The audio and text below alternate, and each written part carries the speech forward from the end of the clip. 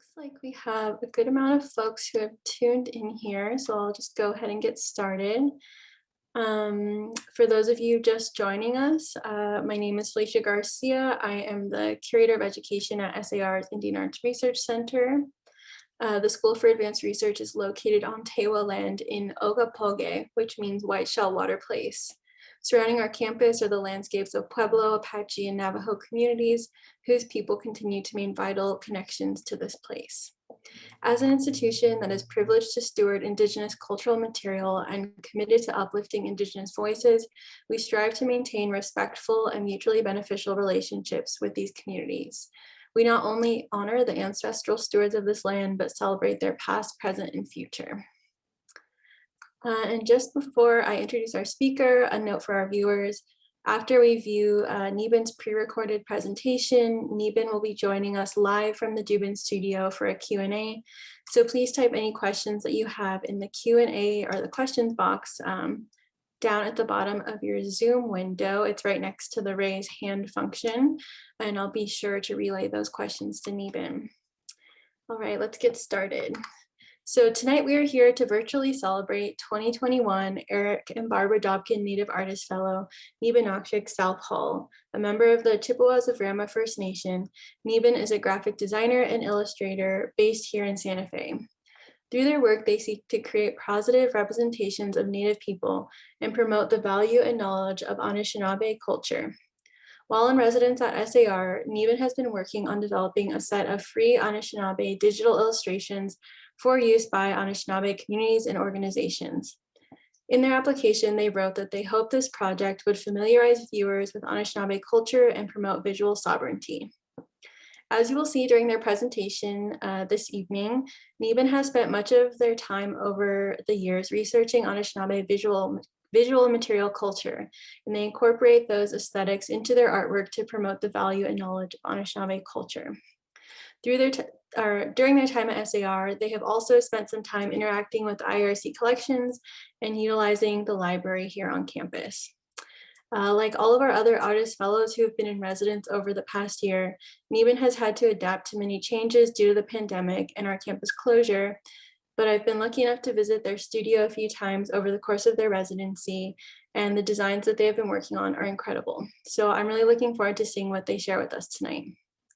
We'll be sad to see Neebin go, but since they're based here in Santa Fe, we also look forward to having them back on campus when we are once again open to the public. You can stay up to date on Neebin and their work through their website at neebin.com, and we'll also paste that link in the chat. Lastly, before I begin, I wanted to take a moment to thank the Dobkin family for their generosity in supporting this fellowship. And without further ado, please join me in welcoming Neebinnaukzhik Southall. Thank you, Felicia. My name is Neebinnaukzhik, which means summer evening in the Ojibwe language. I'm a member of the Chippewas of Rama First Nation, located in Ontario, Canada. I'm part of many different people in many places. I grew up in Miami, Florida, and moved to Corvallis, Oregon when I was 14 years old, went to school there at Oregon State University. And then about in 2012, I came out to Santa Fe on an internship to work at the Santa Fe Indian Market doing PR work. And I came back again because I really liked living, I really liked the place. I met some really great people. And so I moved here officially in 2013. I just wanted to point out just how large Anishinaabe is, which is on Anishinaabe land. And so I'm sharing this slide here to show just a distribution of all these different Anishinaabe speaking communities. So for my particular creative practice, I do quite a bit of different things. I am a graphic designer. I've been delving more into illustration. I do writing, a lot of which encompasses writing about artists and designers, specifically Native and Indigenous artists and designers. I'm a photographer, I do art, and I also make earrings, which I decided to wear today. So here's a couple of examples of some of my work. some of my handmade things, my painting on the right, and some photography as well. So I am a trained graphic designer, and this was one of the this was the design work that I did while I was at the Santa Fe Indian Market. And these are a couple of things from when I was working at the Wheelwright Museum of the American Indian. So this is just to kind of give you a sense of, what I've been doing before SAR. And kind of leading into that, there are some very specific Anishinaabe-related projects that I had been doing as well. And so my time during this residency, I really wanted to focus on illustration. Like, I've done a lot of different kinds of work, but I really wanted to develop my illustration skills more. So these are some works that I'll be showing you some of the works that I've done previously before SAR. And I also wanted to talk a little bit about the cultural elements that I'm bringing into my work, the sort of things that I'm looking for as I do graphic design, as I do illustration from a Anishinaabe perspective. So I'm looking at rock art, I'm looking at petroglyphs, I'm looking at pictographs, I'm looking at our birch bark items that we've made,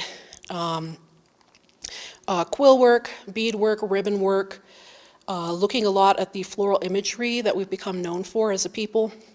Woven patterns and historic textiles are informing my work. Basketry. I really bring a lot of the line work in the visual arts into my work, where you'll see heavy, thick black lines, spirit lines, heart lines, and internal structure. I'm looking at clothing, color schemes. The Woodland School is actually a fairly big influence on some of what I'm doing, though I try not to be too derivative about it, but some of those heavy lines, that internal structure that you see in the Woodland style does come into my work. When I was a student at Oregon State University in their graphic design program, that kind of kicked off a lot of my direction as to where I am now. For my senior graphic design project, I investigated the state of Indigenous graphic designers. There really wasn't much that was very spoken about at the time.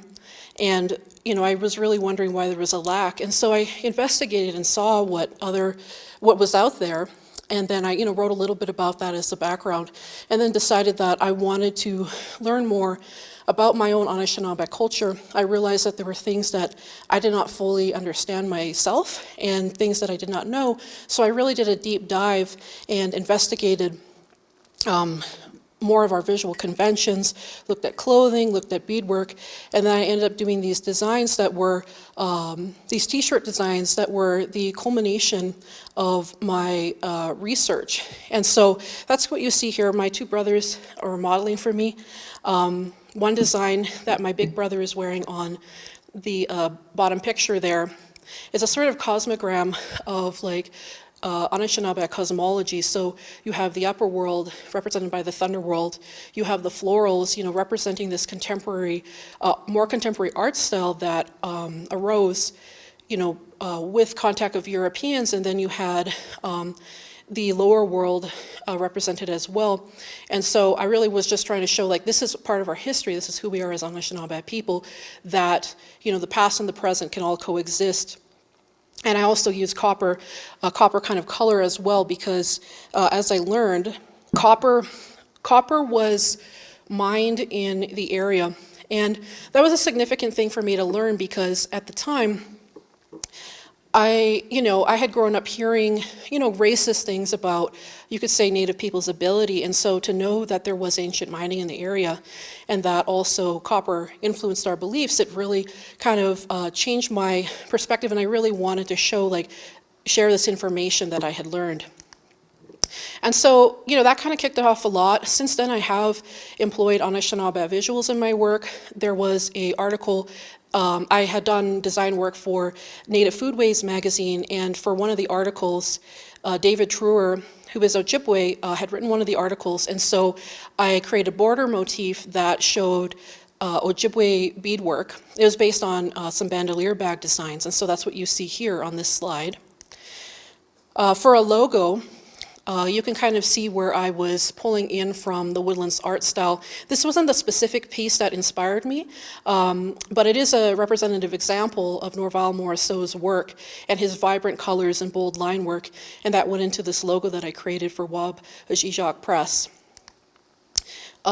The logo that I did for the Native Justice Coalition has a lot of things that it's pulling from. It's pulling from rock art, it's pulling from woven thunderbirds, this sort of kind of a combination of like these different influences are going into this piece. It's also pulling from quill work as well, some of these different shapes. And so on the right there, you see some stylistic examples of how that might inform this particular piece. This is another kind of like cosmogram that I had done for the Racial Justice Conference. And again, you kind of have like the sky world, represented. Ojibwe constellation maps was an inspiration for this particular piece. And you have these people meeting together at like a sort of lodge. These are some designs that I had done, and you can kind of see this heartline element that I have pulled into these two different pieces that I've done. One was an illustration for a Healing Stories event for the Native Justice Coalition, and on the bottom is a logo that I had done for an Ojibwe person named Stacy Sheldon, and she has a Crane Clan. So I'm pulling in these sort of different, very, very cultural motifs into the work that I'm creating.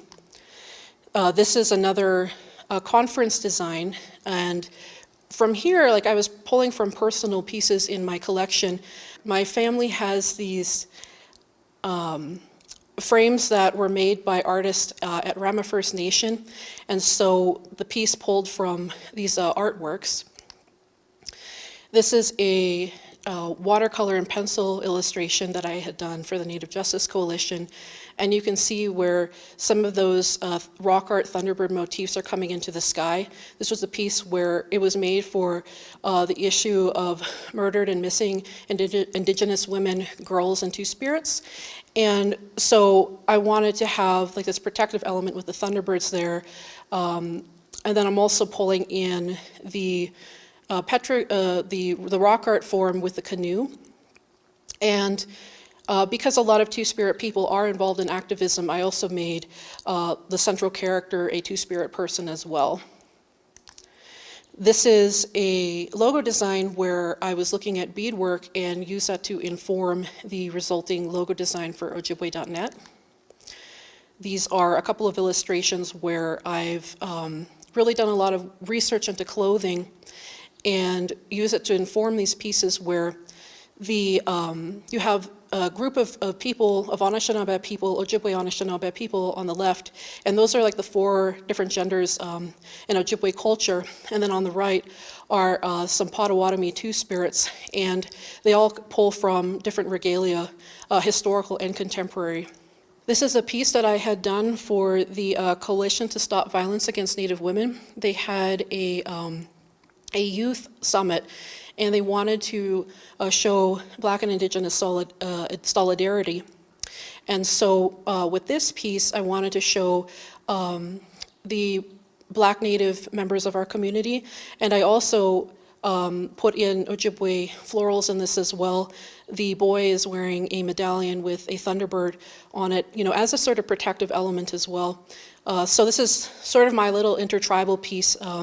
You have the Pueblo, you have a Navajo girl there, and it's just kind of bringing together this sort of intertribal approach. I'd also done some character designs for the Santa Fe Indian Market. They had gone live in this sort of virtual reality world, and so I was asked to create a couple of characters. So I created Butch Bunny and Femme Bunny, and they're both wearing Anishinaabe style clothing. So that was kind of an exciting and unusual thing. So those are all these sorts of things I've been working towards, but the project that really is the precursor to what I have been doing here at SAR is a artist residency that I had done with OCAD University in Toronto. And while I was there, I created a set of floral graphics, which were to be distributed for free for use by Native communities as well as non-Native ones as well. So this was sort of a gift-giving project of mine where I wanted to, within keeping of like Ojibwe values, to be working as a designer and to be working with a sense of generosity and the idea of giving away and sharing, right? And because of the history of the florals, I thought, because it's a very intercultural story, that was something where I wanted to share this with the wider, kind of the wider world. And so it has seen quite a bit of traction. Two of my Ojibwe clients have used the florals on different materials. I gave the florals to my tribe and they've used it in their promotional materials. During the pandemic, actually, they've been releasing these sort of encouraging words on Facebook, and they used one of my florals for that, which is really cool. As a background element, a couple of my florals were also used with the Royal Ontario Museum and also used for some of the children's like worksheets as well. And they've seen other traction as well. I'll give them out as coloring sheets to kids when I'm doing art events.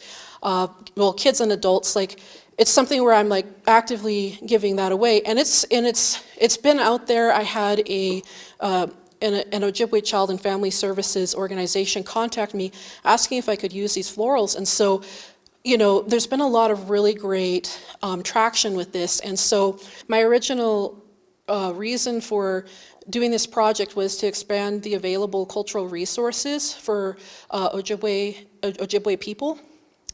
And when you see what's out there, a lot of times organizers are relying on very generic imagery. If there's Native imagery at all, it tends to be, very stereotypical, and so it's just really limited. And so, my reason for embarking on these projects is to just kind of expand what's available. And so my time at SAR has been a really great opportunity to, draw some more graphics, start working on them, and to start to expand this repertoire of available images. And of course, while I've been here, I've also used the opportunity to do a lot of fashion shots around the King residence. So just a little joke I had to throw in there. But there needs to be more like tomboy and butch, fashion models, so I'm available. Okay, on to the graphics. So while I've been here, I've created 35 graphics so far. There's a few more I still want to get to before the residency is done, so I have those on a list, which I'll talk a little bit more later. So I'll be releasing, color and black and white versions, just for kind of like ultimate flexibility. And, my previous designs have been popular as coloring pages, so I want to have that opportunity with these as well. They'll be available for download or by request at Neebin.com, or you can email me directly at neeb@exoss.net. And so these will be free to use and remix. Again, these are specifically meant for Anishinaabe communities or people working on behalf of Anishinaabe communities.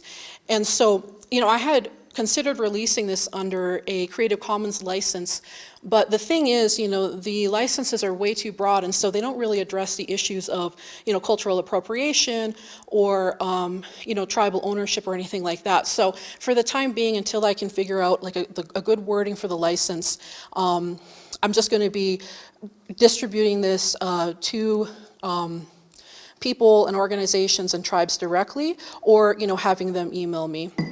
For my process, the first month coming into the residency, I was definitely really struggling under, you could say like pandemic brain, definitely having a lot of depression with the, with as long as what we've all been going through basically. So it was a little bit hard to get rolling, and so, I decided to kind of take it easy on myself, and what I did was, I did a lot of reading of different articles. I started watching YouTube videos, just to kind of immerse myself in the cultural side of things, and just to kind of ground myself, because I felt like, I had, been struggling with feelings of like alienation and disconnection, especially from like, from my larger intertribal community here as well. And so being able to immerse myself in these cultural things where, I was reading different Ojibwe books. I finally got to finish a couple of like Ojibwe storybooks that I had never finished before. And then also just doing research with articles and whatnot. Like, it was very grounding for me. And I would say that like my time here has been healing in that sense. And so that's been really good. I consulted images that were in the SAR collections, which was very, very small because this isn't really like the region for Great Lakes items, mind you. But the library actually had a lot of really great books. I was actually really impressed by the selection of Ojibwe content at the library. I visited visited another institution, the Ralph T. Coe, which had a really great collection as well and really great books. One of the things I brought was my personal sketch library. Over the years with all these different projects I've done, I've made a lot of different studies of different things like, beadwork motifs or patterns and things like that. And I've also kept all of my concept sketches for different clients as well. In the process of designing something, there's always going to be concepts that are never used, but there was something there, right? And so this was kind of an opportunity to be like, well, I can actually use those concepts, like where they're relevant and they tie into with what I'm doing right now. I also drew a lot of hands from Tuka and Birdie and BoJack Horseman. Hands are always a tricky part, so there was I had a lot of little sketches. So I'm not going to show those, but I just wanted to put that out there.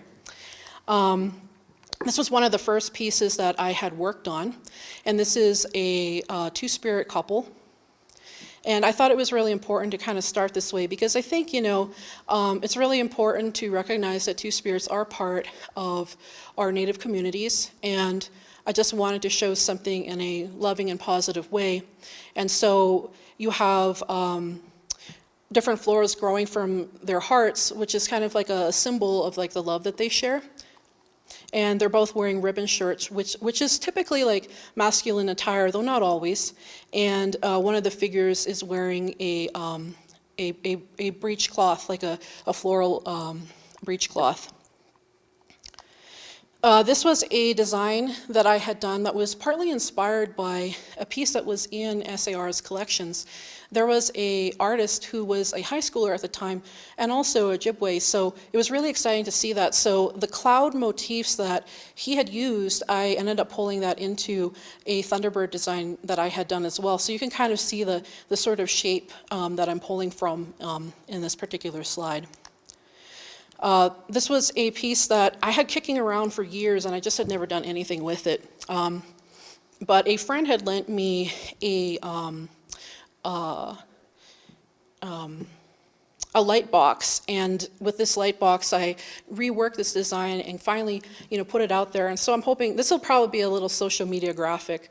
I'm still playing with the colors on this one. I'm not totally sold, but there's going to be definitely different opportunities for color in that one. This is a piece that I did for my nation, and I'll get into the reasons for this particular imagery on the next slide. So this particular piece was based on Chief Yellowhead's wampum speech, and in this particular speech, Rama First Nation is signified by a white reindeer. And in his speech, he talks about, a sun that was put up in the sky. And so this relates to this wampum speech and this treaty that was part of these larger nations in the region. So I thought I'd share a few of the awkward, kind of behind the scenes pictures of how I'm putting together some of the illustrations here. This is one of my favorite illustrations that I've done while I was here. This boy who's smudging. And so I, was kind of struggling with the pose there. So I took a quick snap of myself in the studio. And for this man who is drumming, I also posed for this one as well. You can kind of see what kind of goes into this. And then for this next slide, I drew a grandmother and also a woman, and I kind of had the pose for the elder. And the thing that's kind of fun about this is putting a little bit of myself into these very different characters. That kind of feels pretty good.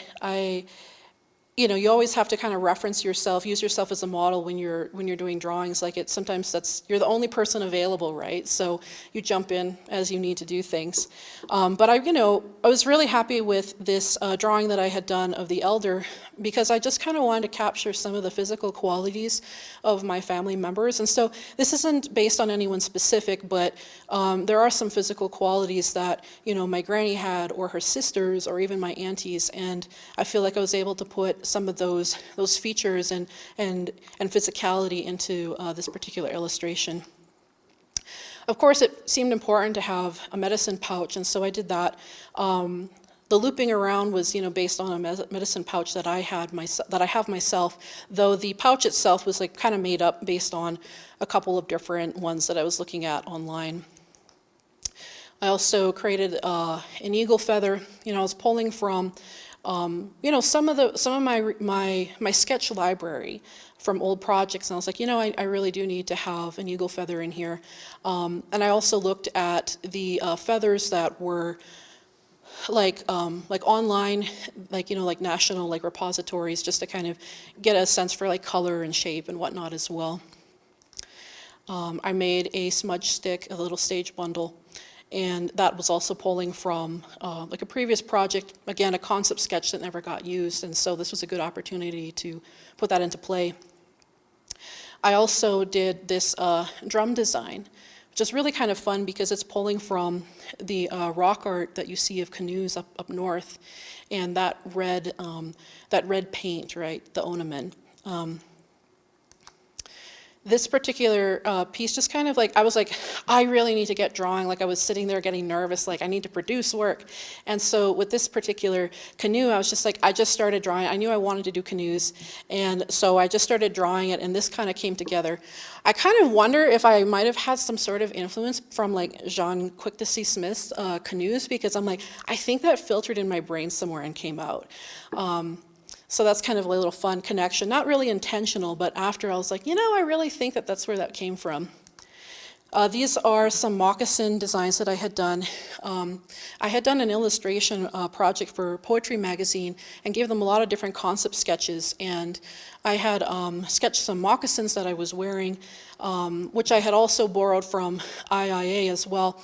And so I was like, I really want to kind of use, I made things up too, the design on it is different than the real object, but I pulled these different things and made kind of a composite new design out of some of these other ideas I had. This little piece I just started sketching off the top of my head, and this is for Ojibwe newborns, right? This is for new babies. And I want to talk a little bit about the moccasins.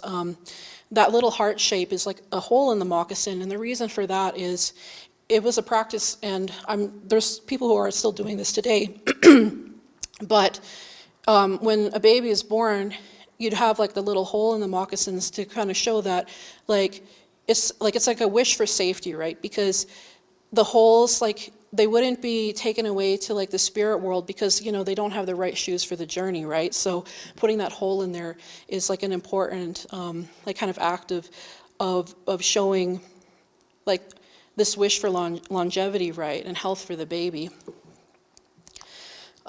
This was a design. This is for the Native academics. I know a lot of Native academics. I do think education is important. I'm really excited when Natives are in higher education as well.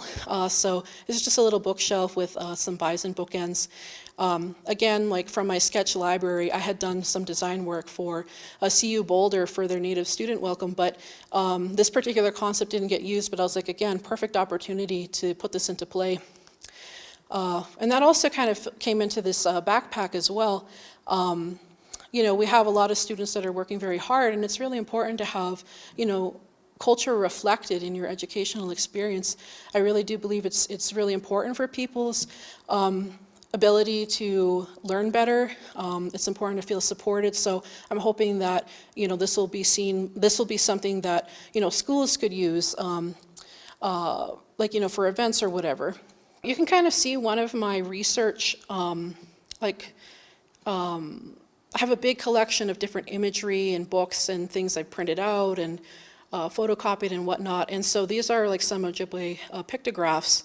And I was just kind of playing around with like some watercolors and trying to get some ideas out. So you have this symbol that means rain coming down, this motif, right? And so I put that in there, and then I added some thunderbirds, because thunderbirds and rain, of course, are very, very connected in Ojibwe thought. The words are often mean the same thing, actually. When you're talking about a cloud or clouds moving in a rain, it a lot of times it means the same thing as like a thunderbird, right? So there's a tie-in in that worldview, right? And then I also have these little ducks kind of at sunset, right? So that little circular motif with a notch, that symbolizes that it's in the evening, that's sunset. And so this graphic, came out of experimenting a little bit. This particular graphic, I think, was really informed by reading these different stories about Nanabiju. And Nanabiju, gets really hungry and, wants to eat some ducks, so he, concocts, a whole big scenario to try to, get them, right?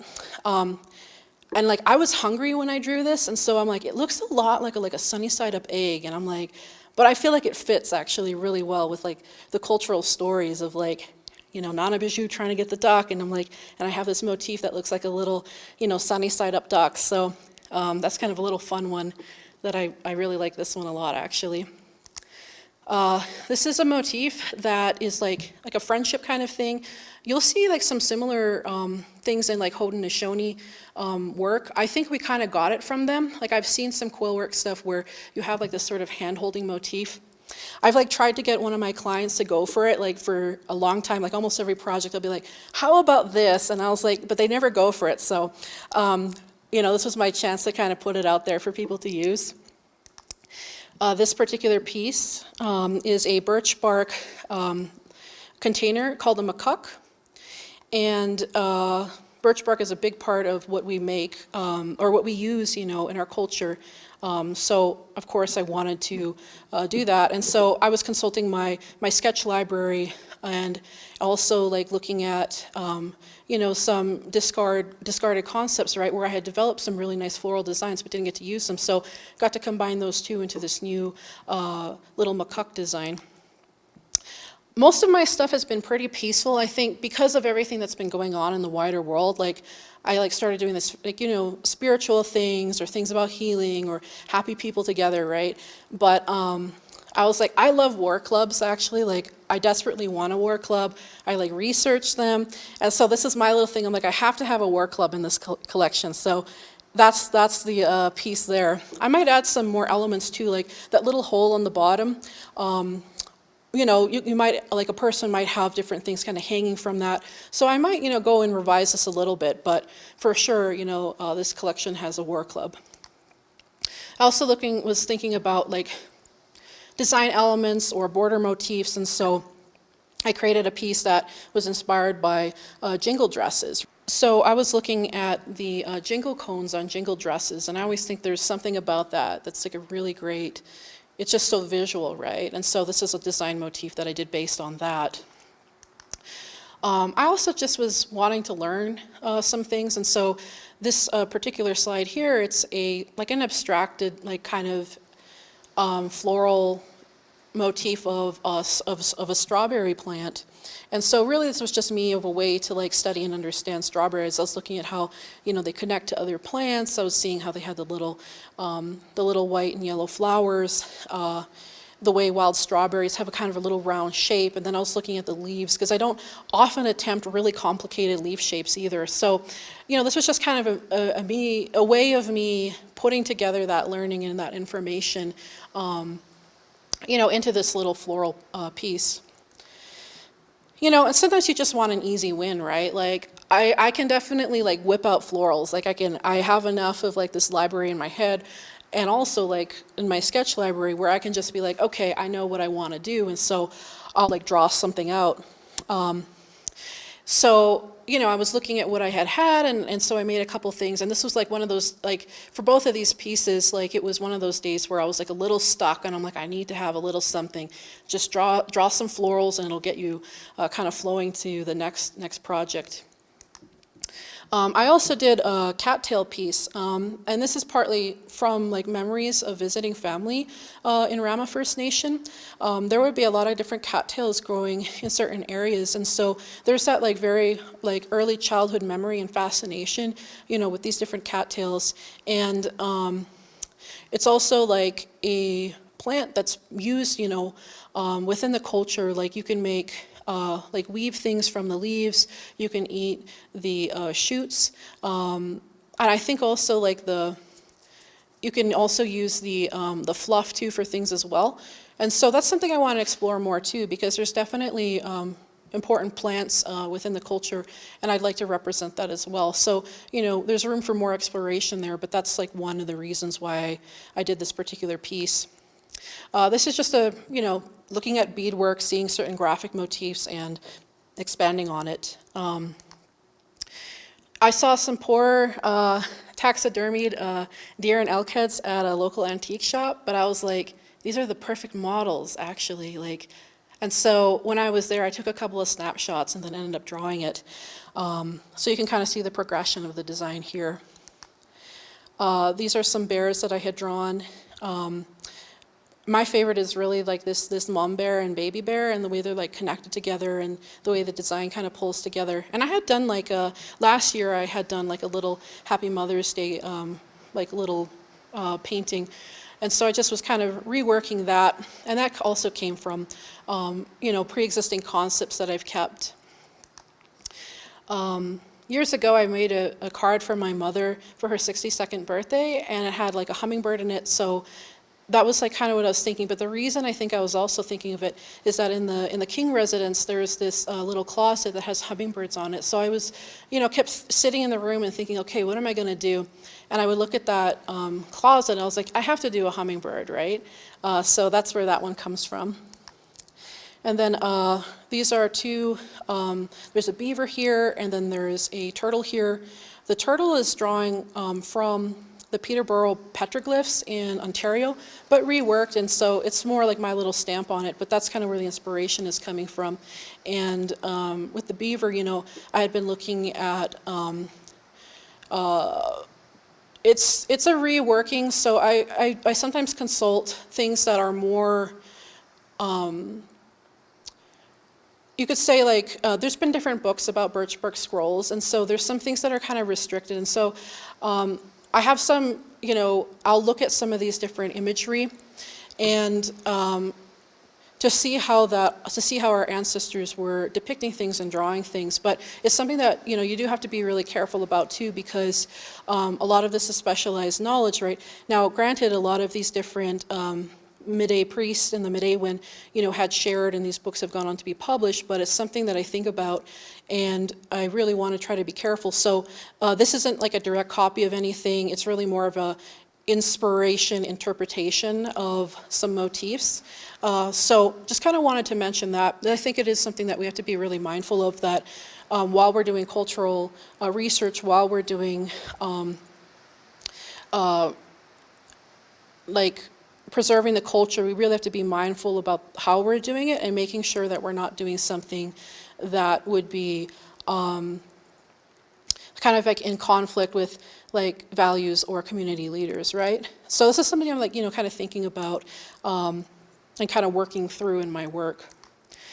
So I have some other potential additions that I'm going to be doing before the residency is up, or even perhaps after. I want to do a father and a baby, because I think it's really important to show like happy and healthy, you know, parental relationships. And one of my cousins gave me the okay to use some pictures of him and his baby. So I'm really excited about that, because they're super cute together, and I've been loving what the pictures he's been posting. So that's something I definitely want to do. I want to do like a mom and a baby, and I'm looking at some of my family photos from that as well. My mom had my dad send a bunch of pictures of me and my brothers and our family, like when we're little kids. So I'm kind of working through how I want to pull from that. I definitely want to do a cradle board, and I'm also thinking of some other animals I could depict. And I definitely want to do some more birch bark baskets.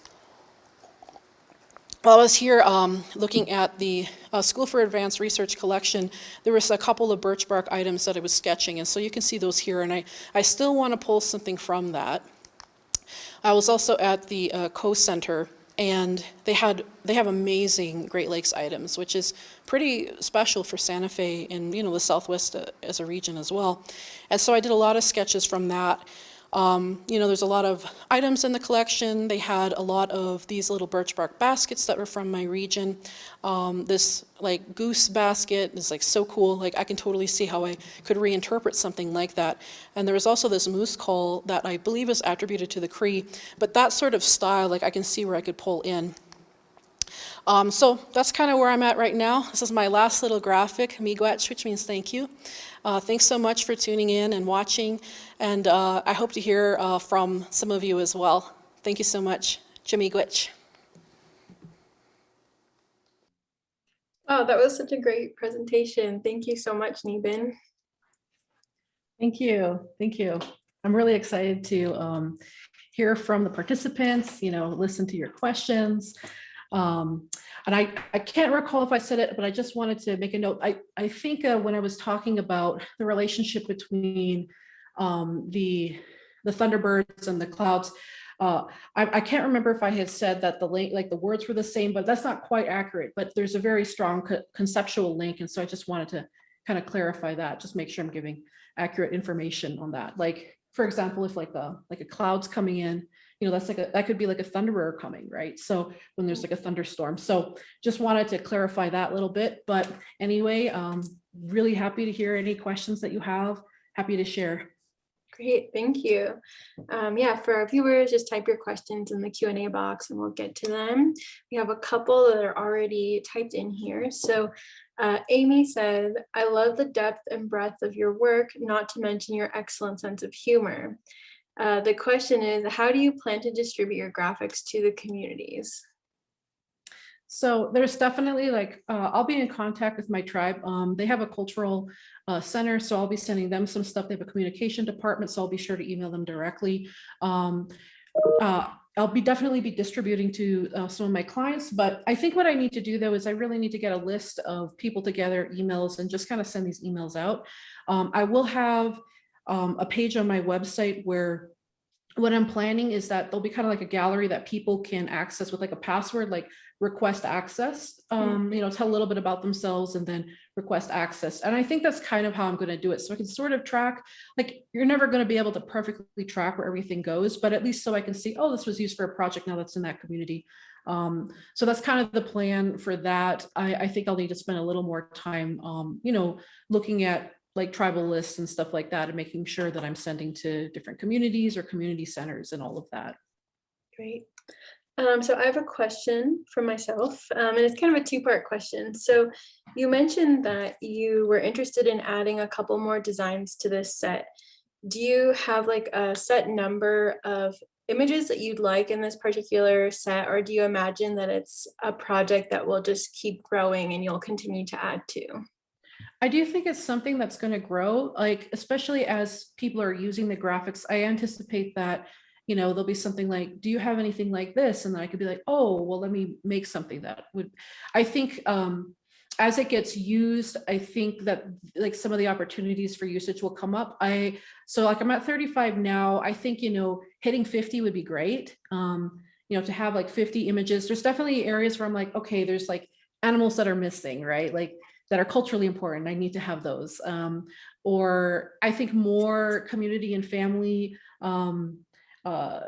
graphics would be really great. I think I definitely want to do this one that it's been in my mind for years, but I wanted to do like a little set of like powwow babies and just like have these little babies in outfits, but to have them, to have mixed race like kids in that, to have like just kind of like a wide representation of, because I feel like when you go to a powwow and you see all the babies, you see all of their their heritages kind of coming together, right? And so I think that's a big part of our communities, and I want to make sure that that is in there too, just so that people can feel like accepted and seen, right? So that's like on the list, a big one, but I just need to take the time to draw those out. And then the second part of that question was, do you have plans to, or would you ever be interested in working with other communities to develop similar sets of graphics? I think it'd be interesting. I think what I would probably do in that case would be maybe more of like a consultant, because I could definitely guide as to the process. I don't think I would necessarily want to draw. Like if it was if it's like an Anishinaabe based community, even if it's a different tribe, I'd be down for that. Like if it's like like a Potawatomi group or Ottawa, like, or they say Adawa. Sorry, like there's different ways to put it, but I think I would be more maybe directly engaged in drawing in that case. But for others, I think what I would want to do is just to kind of consult and maybe work with an artist and kind of show like, this is how you do it. And because of the way that I'm working, like you could definitely be working with somebody who's not digitally inclined and have, help on that process of like the digitizing, right? So I think there's room for flexibility, and I'm definitely happy to, share ideas about how to do this. Great. See, we have a couple more audience questions coming here. We have a question from Emily Santana, who I think you've gotten to work with on a couple of collections visits. She says, I'm really impressed by your honesty about needing to ground yourself emotionally during the start of your fellowship. How do you think prioritizing mental health influences or benefits the graphic design work that you do? Well, I mean, it's definitely, you can't really work if you're not in a good space. Like that's the kind of the reality. I do think it was really important to take the time and like not push myself enough that I was doing some work, but not to have too many hard expectations. And I think, in some ways, like I had mentioned with a lot of the things that I'm drawing, there was things where like, okay, why am I drawing things that are related to healing? Like that's kind of for me, right? And I think when I was starting off, it was like, I have to do some stuff that's for me. And of course, it's like a little daunting to be like, oh, I'm doing this project for my people. Like, ooh, now there's all this pressure, right? Oh, I got to do it just right. But then I was like, I need to start it off by really kind of doing some things for me. And that's why, I started off with like a two-spirit illustration. And then, soon to follow, there was also these very healing related illustrations, right? And I think that was like that was for me, really.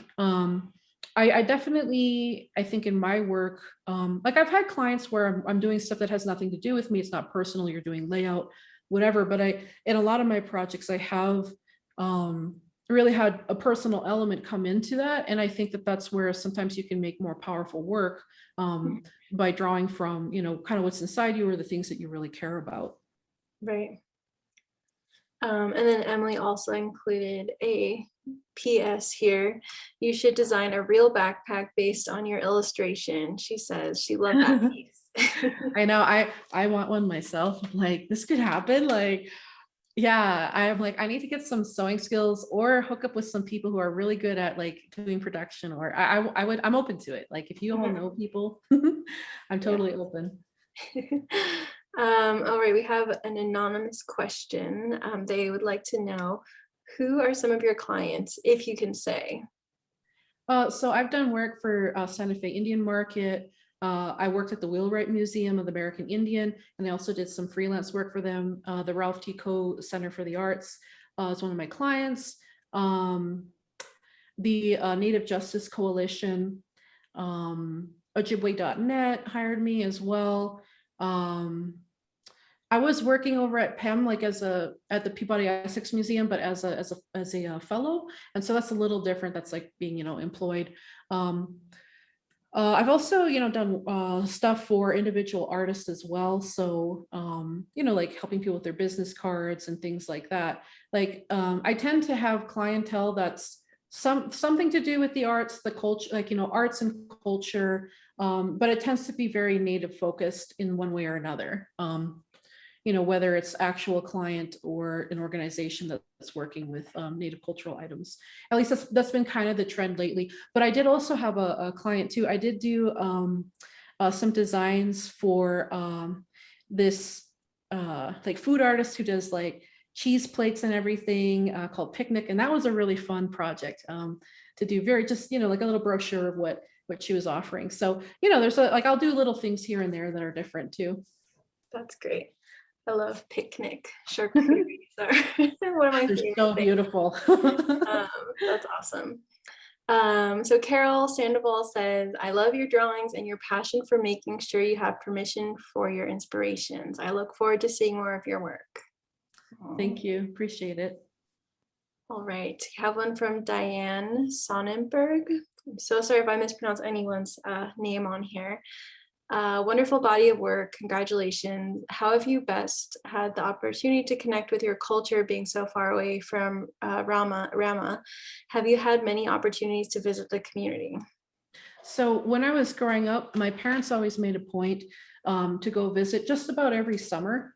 So we would, pack everybody up in a van, and then we would do a big old road trip from like the tip of Florida, all the way up.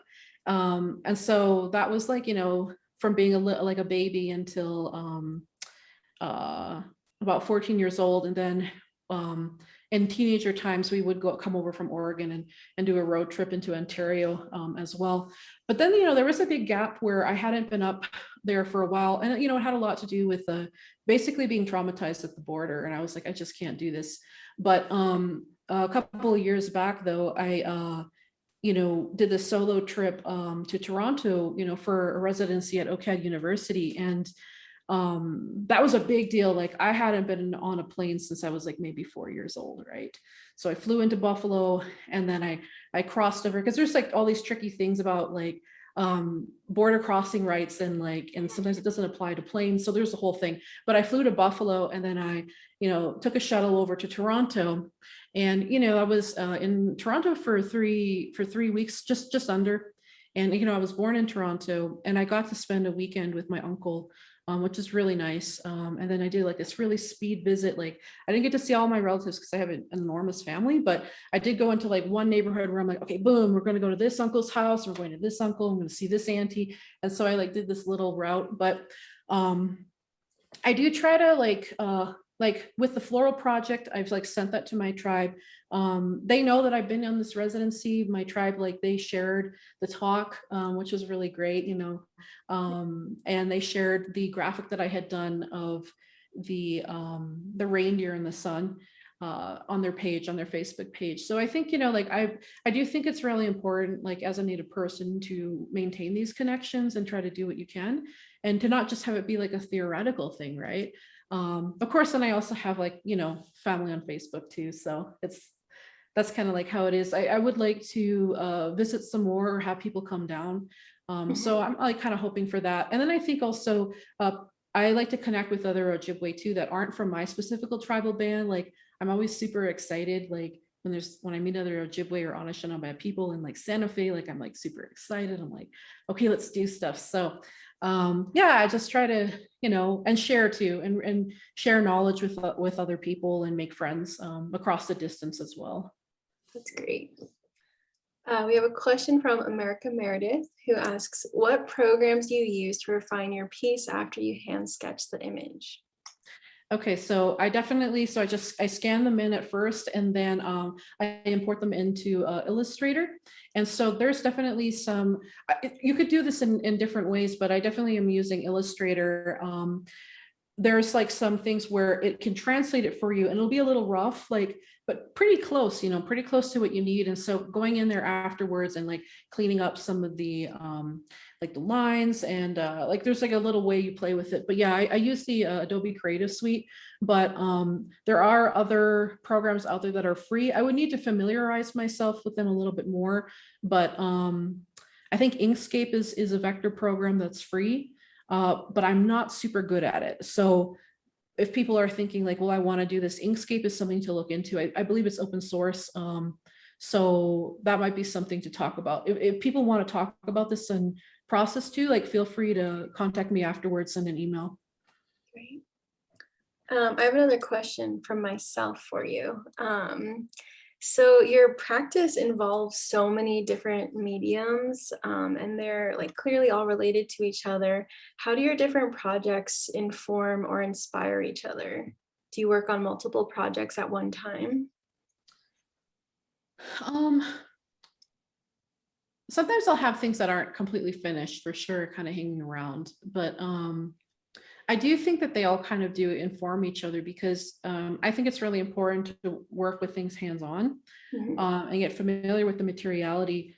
And I think it kind of like it sits in your brain and then it kind of comes out in different ways. And so like with the more digital work or the graphic design stuff, it's like, okay, if I'm looking at birch bark and I'm handling it, it's like, yes, I want to be using that for some design things. Or I'm thinking about like the leather and like how that quality might inform something. I think maybe in a broad sense though, I definitely do well like focusing in on an idea, right? And so like kind of keeping it to like certain parameters. I'm like, okay, I'm going to try to keep these to like Ojibwe cultural parameters. And I think like in order to understand that, it's like, okay, you're doing the research and everything, but it helps to work with things to fully to understand things more deeply. Like with quill work, it's harder than I thought it would be. Like I've taken workshops with some artists that have come through and I'm like, gosh, this is much harder than I thought it would be, but when you see like how these like the little lines are and everything, like how can you translate that? So sometimes it's not always super direct. Sometimes it's like it's just me in my process of coming to an understanding of something and how it comes into something else.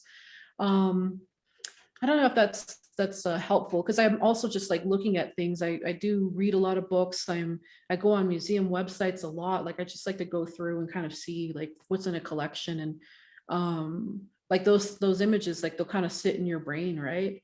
And then they kind of come out later in some way or another, or just studying breaking down like the motifs in a piece, right? And being like, okay, that's something I might pull from later. Right, that makes sense. All right, so we have some more audience questions here. Again, I'm so sorry if I mispronounce anyone's name. We have a question from Untitled Bruce. Neebin, I love all of your work. Thank you for sharing. As for my question, where do you see your artwork in Indigenous futurisms? How do you visualize the current and immediate futures of our Indigenous art communities? Thank you. Miigwech. Thank you. Anishinaabe like is an amazing artist, so Oh, okay. very good. Yeah. So I don't know. I definitely have things I really would love to see. Like I want to see films with like animated sequences of like Thunderbirds, kind of coming in. Like I want to see like heavy metal bands with like graphics of Thunderbirds like thundering in the background. Like I just want to see more and more. I'd love to see more of our motifs within like different media. And I definitely see that we can carry all of this into the future. I think it'd be really kind of, it's exciting to see what people are doing now too, because I think there's such a resurgence of people really investigating the like cultural forms, you go online or you go on Instagram and people are having these earring sales and they're like combining all these techniques into one little piece, right? These small little pieces, and there's just so many techniques. So I think it's a really beautiful time for like cultural resurgence, and we're seeing a lot of remixing, right? Because a lot of this is like familiar, but it's new too. So it's going to be exciting to see what people do next, but I just want to see people bring more of it into their everyday lives, bring more of it into like everything around them. So I just want to see more of that. And I think I'm excited for what's to come, because I think, especially as younger people are growing into this and they have more access to this, it's going to inspire a lot of people. And I think we're going to see some interesting directions we haven't anticipated. Definitely. Let's see, we have a question from Ted Hohola. Thank you, love your advocacy. Who was the biggest influence when you were growing up, and did that relationship impact you on becoming an artist? That is a good question.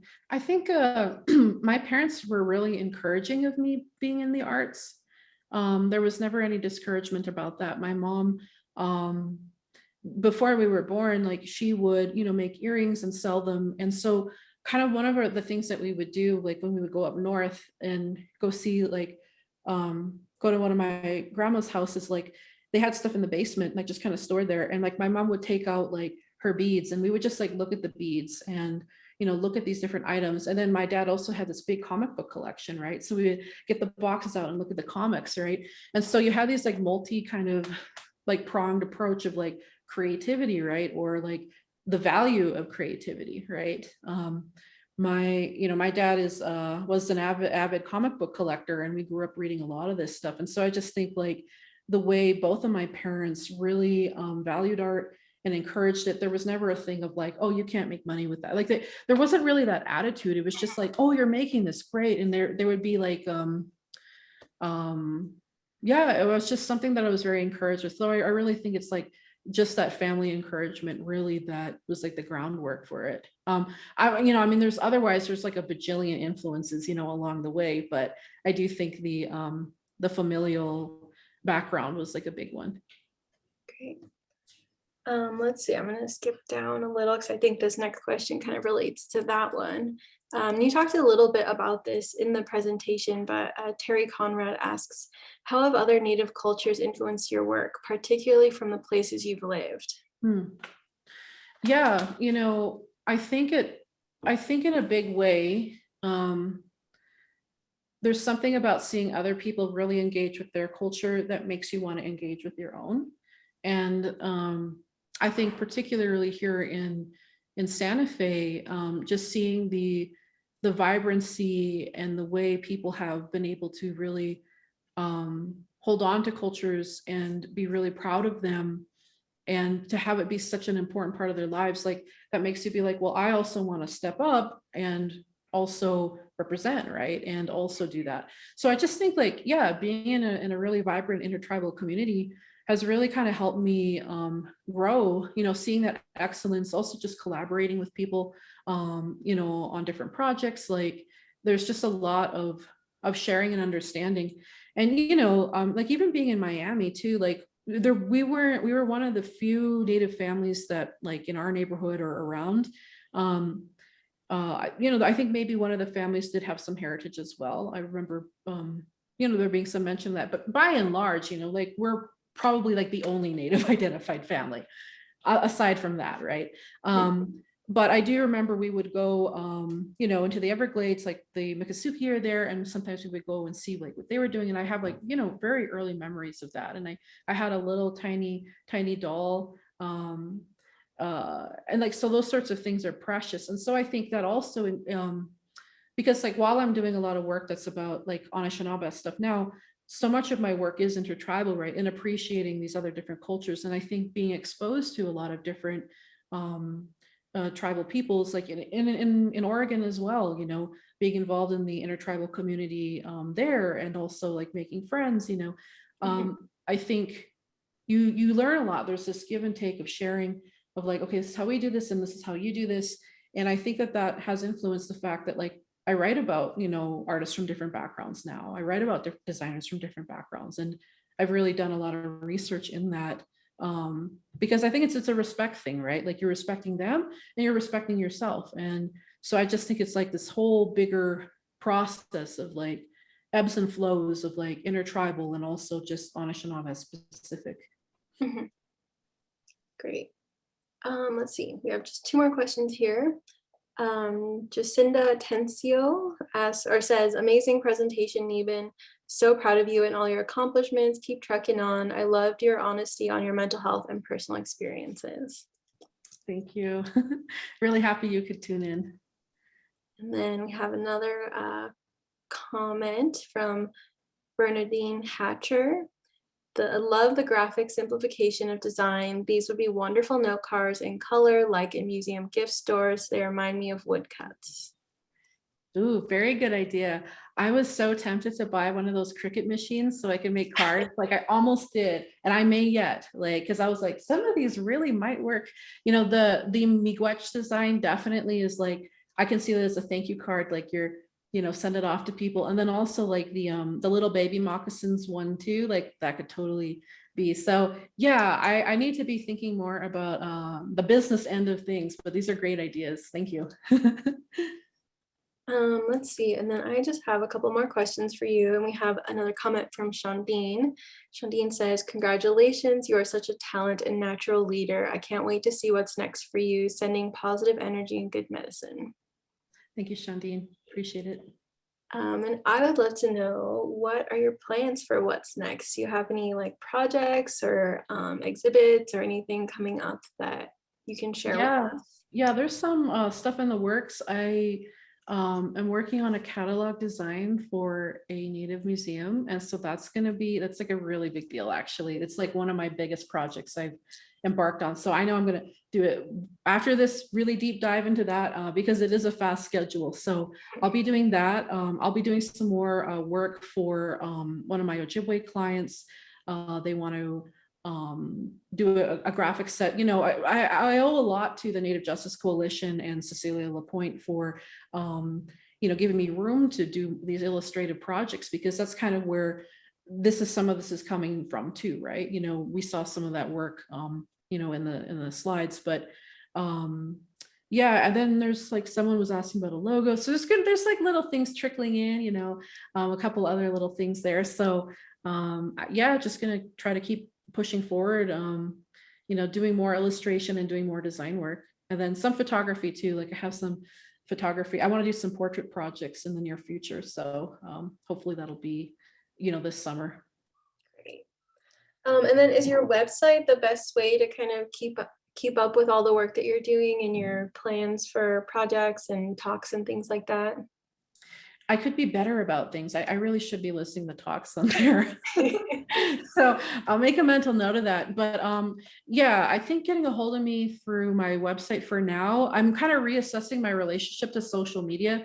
I am on Facebook, so you can add me there if you like. But I'm kind of figuring out how to go forward with that. But I do put my projects on my website. I'll be updating some more stuff too, but it is kind of, I try to be comprehensive about it. And of course, if there's anything you want to talk to me about, feel free to get in touch and send me an email too. Great. Well, I think that's all I have for you. And of course, as a Santa Fe local, we'd love to have you back on campus anytime. This was such a nice presentation, and I'm so glad we had the chance to chat a little bit. Thank you so much, Neebin. Yeah, thank you. This has been so great. Really appreciate it. All right. Thanks everyone for tuning in. Have a good night. Good night, everybody. Bye. Bye.